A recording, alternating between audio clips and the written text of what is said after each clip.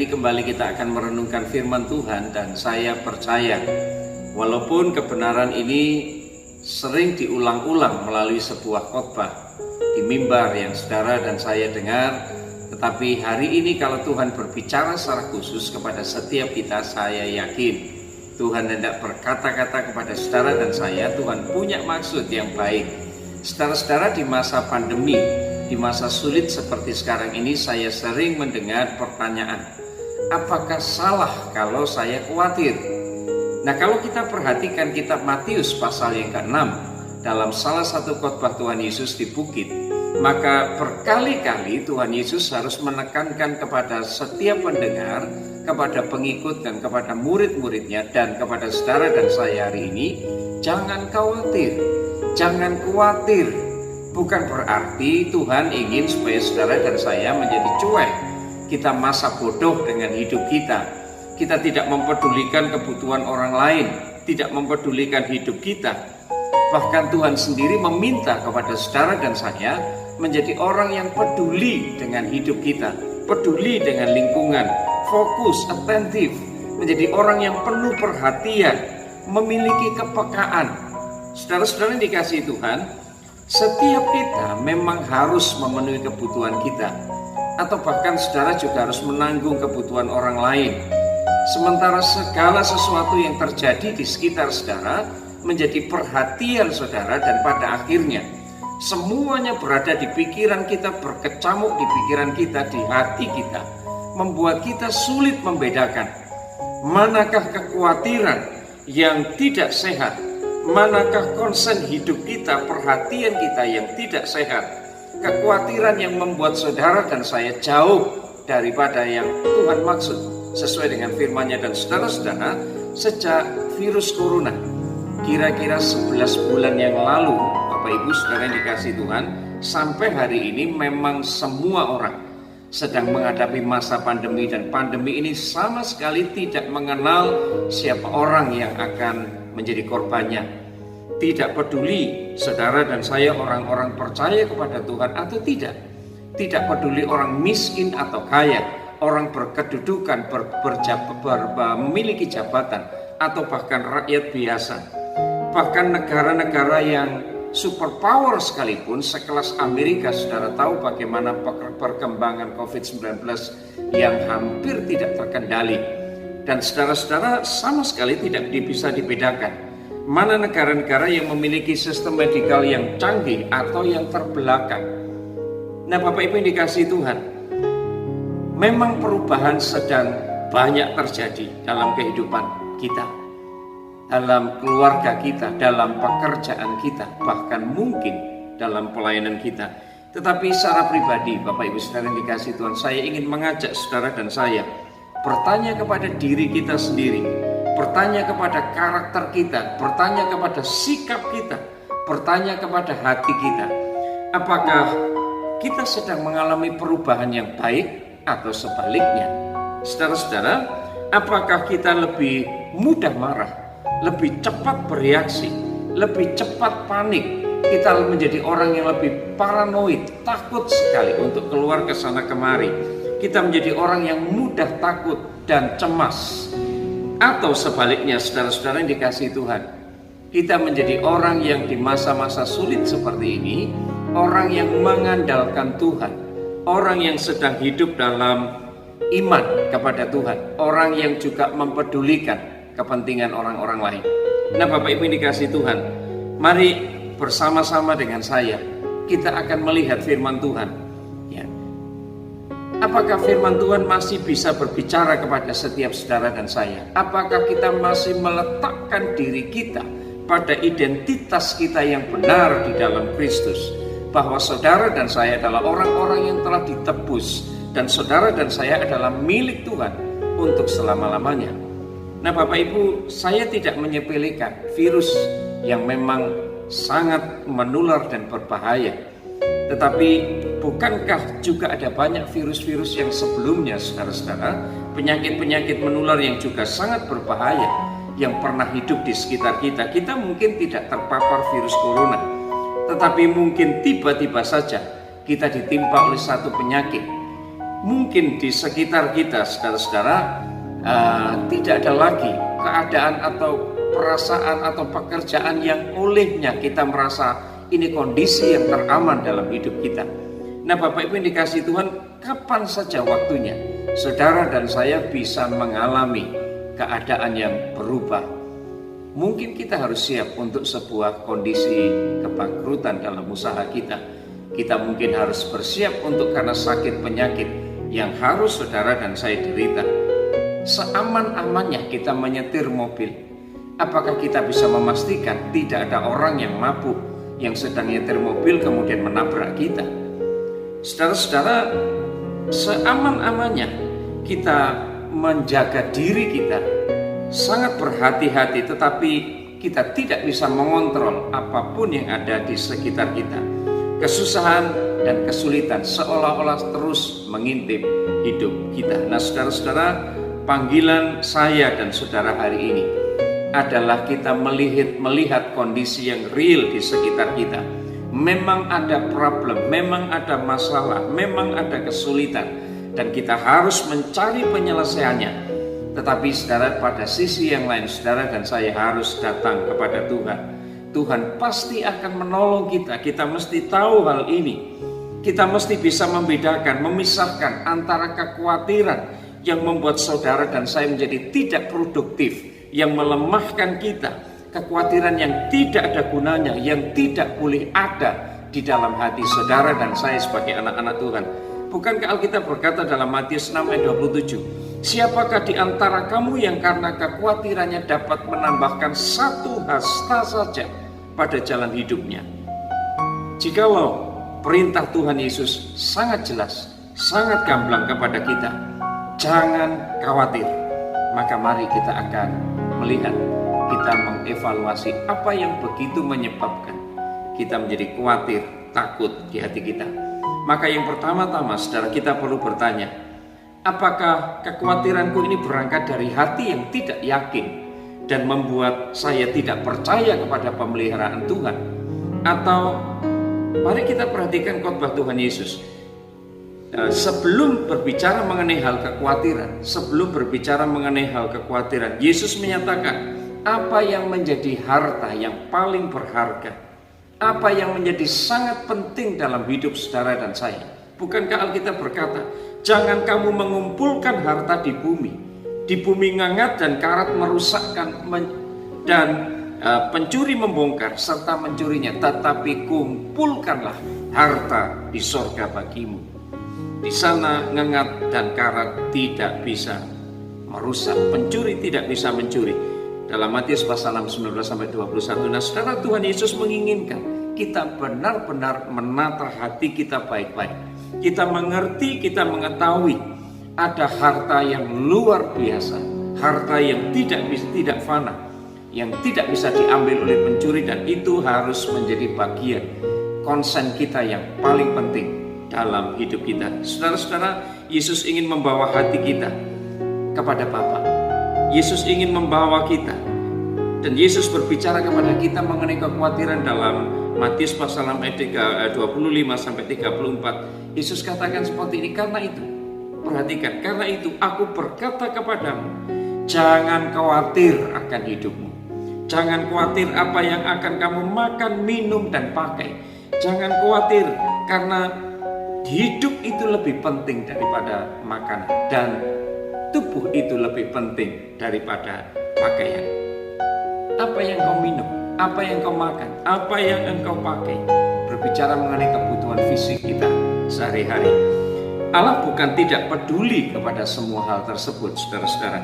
Tapi mari kita tidak menjadi konsen, tidak sangat memperhatikan apa yang seharusnya tidak membuat saudara dan saya begitu kecewa dengan Tuhan, dikuasai oleh kekhawatiran, dan pada akhirnya kita mencurigai kebaikan Tuhan. Maka Yesus berkata kepada setiap saudara dan saya, mari pandang burung di udara, pandang burung di langit.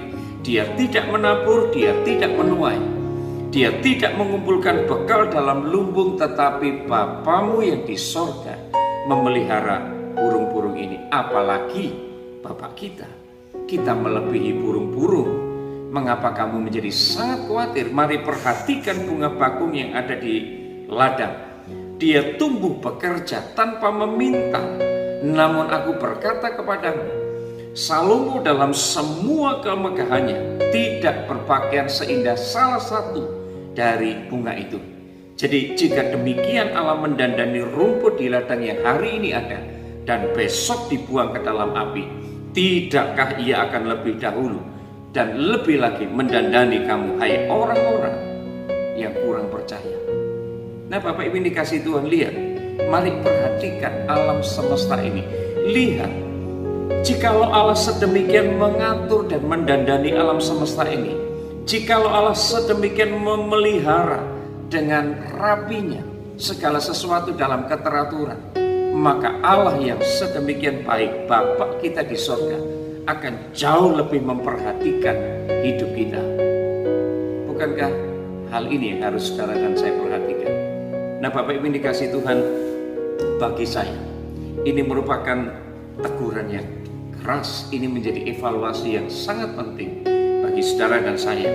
Perhatian kita bisa berubah menjadi kekhawatiran ketika saudara dan saya mulai tidak mempercayai pemeliharaan Tuhan. Entah mana yang lebih dahulu, ya. Apakah saudara khawatir dan itu akibat dari saudara tidak percaya kepada pemeliharaan Allah, ataukah berangkat dari hati yang memang tidak percaya kepada pemeliharaan Tuhan yang akan menyebabkan saudara terus mengalami kekhawatiran dari hari ke hari.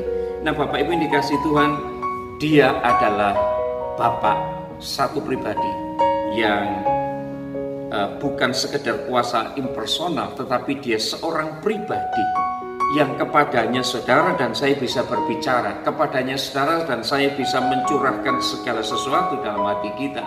Bahkan sebenarnya Dia bisa mengintervensi kita, Dia bisa mencegah sesuatu karena Dia memiliki hati, Dia memiliki pikiran, Dia berpribadi yang baik, dan karena kebaikannya, maka saudara-saudara, Rasul Paulus pernah katakan dalam Filipi pasal yang keempat ayat 6, jangan hendaknya kamu khawatir tentang apapun juga, tetapi nyatakanlah kepada Bapa dalam doa dan permohonan dengan ucapan syukur.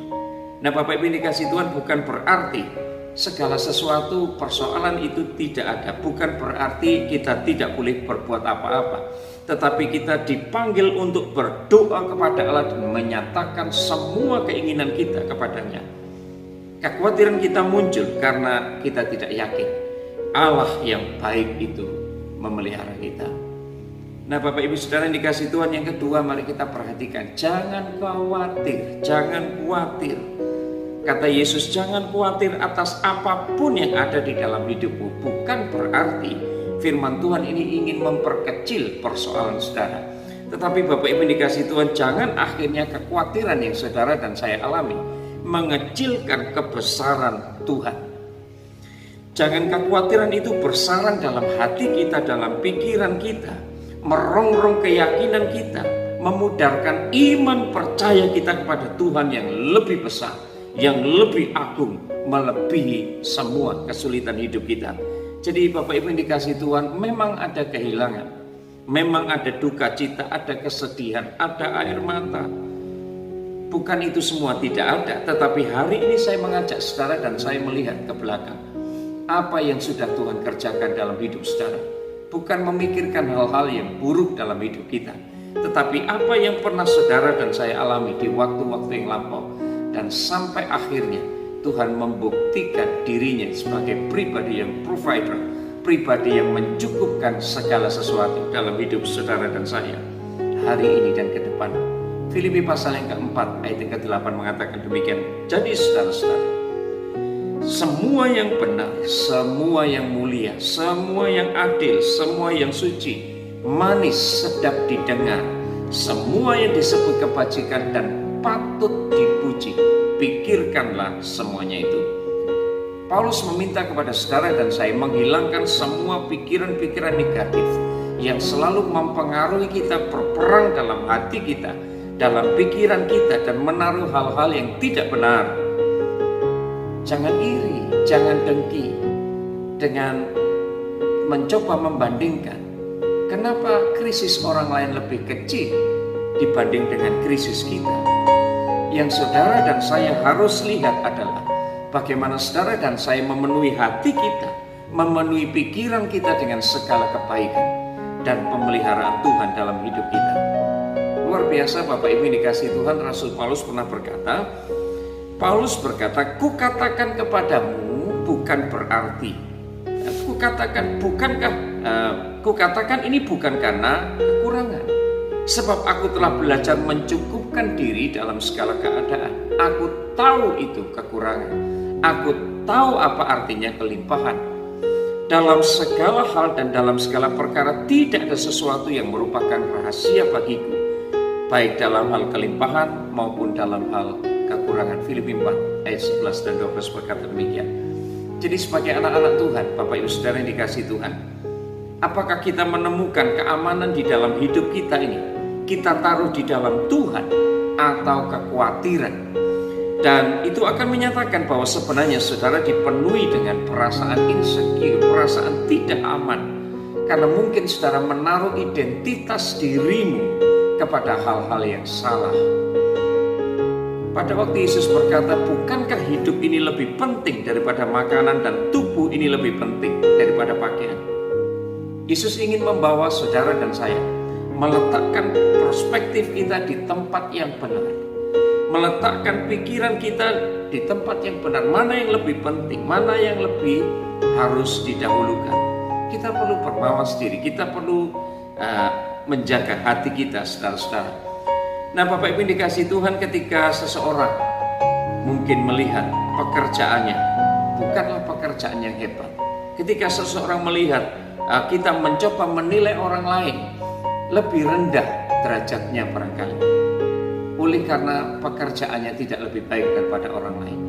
Ketika kita melihat baju orang lain, baju orang kaya itu lebih mewah, lebih bagus daripada orang yang lebih sederhana, dan kita memberikan penghargaan yang lebih kepada dia, maka sebenarnya saudara dan saya sedang menaruh identitasnya di atas baju, atas pakaian, atas apa yang kelihatan. Dan Bapak Ibu dikasih Tuhan, ini mungkin berbicara tentang status sosial, berbicara tentang warna kulit dan sebagainya. Dan seringkali semua aspek yang ada di luar itu begitu mempengaruhi perasaan tidak aman dalam hidup kita mengenai siapa diri kita. Nah Bapak Ibu yang dikasih Tuhan, kalau hari ini hati kita mulai dipenuhi dengan hal-hal tersebut, mari ajukan sebuah pertanyaan. Siapa aku? Pada waktu Yesus berbicara kepada pendengarnya, Yesus menyebut, Bapamu yang di sorga memelihara kamu. Saudara, saya melihat ini kalimat yang sangat penting. Kita tahu relationship kita, hubungan kita dengan Allah kita. Kita panggil dia Bapa. Dia adalah Aba kita. Dan saudara-saudara, sebab kita memanggil Allah demikian di dalam Yesus, dan ini identitas kita, identitas saudara dan saya di dalam Yesus. Identitas ini menjadi berharga dan berarti. Ketika saudara dan saya meletakkan identitas yang sebenarnya di dalam Yesus, maka kita menjadi lebih berharga, kita menjadi lebih berarti. Karena saudara bisa mengatakan, aku milik Tuhan, dan Tuhan adalah Allahku untuk selama-lamanya. Jadi Bapak Ibu, jaga diri kita baik-baik. Firman Tuhan berkata dalam Kisah Rasul pasal 20 ayat 28, karena itu jaga dirimu, jaga seluruh kawanan domba, karena kamulah yang ditetapkan Roh Kudus menjadi penilik untuk menggembalakan jemaat Allah yang diperolehnya dengan darah anaknya sendiri. Ini adalah nasihat dari Paulus kepada para penatua di Efesus. Dan saya rindu hari ini saudara-saudara berbicara kepada semua saudara, orang-orang yang percaya kepada Tuhan Yesus dimanapun saudara berada. Dengan kemajuan teknologi yang ada sekarang ini, semua menjadi lebih gampang. Kita lebih bisa mengakses khotbah-khotbah yang mungkin menarik, khotbah-khotbah dari pengkhotbah yang terkenal, khotbah-khotbah yang hebat, yang saudara dan saya bisa dapatkan kapan saja waktunya. Tetapi ketika saudara sakit, ketika saudara sedang dalam penderitaan, dalam kesulitan, Apakah pembicara yang terkenal itu mengenal engkau dan berdoa bagimu? Hari ini saya rindu memanggil saudara. Kasihilah hamba-hamba Tuhan dan gereja lokal di mana engkau berbakti. Kasihilah orang-orang yang melayani di gereja lokal, saudara, yang mungkin selama ini dia influence berada di tengah-tengah kehidupan komunitas. Pada waktu engkau mengalami kesusahan, kesulitan, gembalamu ada di sisimu, dia mendoakan. Tetapi mungkin di masa-masa pandemi seperti sekarang, dia tidak bisa mendampingi engkau. Tetapi ingat, dia adalah hamba Tuhan yang Tuhan utus untuk mendampingi dan menggembalakan. Nah, Bapak Ibu Saudara yang dikasihi Tuhan, pada waktu kita tidak lagi menaruh identitas kita, pada waktu kita tidak lagi menaruh identitas kita, sekali lagi saya tekankan, kepada hal-hal yang sifatnya fana di dunia ini, maka hati kita ini akan menjadi teduh dan kita akan merasa aman karena kita mengerti siapa diri kita. Kita adalah umat Tuhan, kita adalah milik Tuhan, dan Allah ada bersama-sama dengan saudara dan saya di masa-masa krisis seperti saudara dan saya alami hari-hari ini. Dalam keadaan apapun, di saat saudara membutuhkan kekuatan firman, maka Tuhan ada di sana menolong, memelihara, menjagai saudara. Nah, Bapak Ibu dikasih Tuhan, hari-hari ini begitu banyak umat Tuhan yang merasa tidak aman.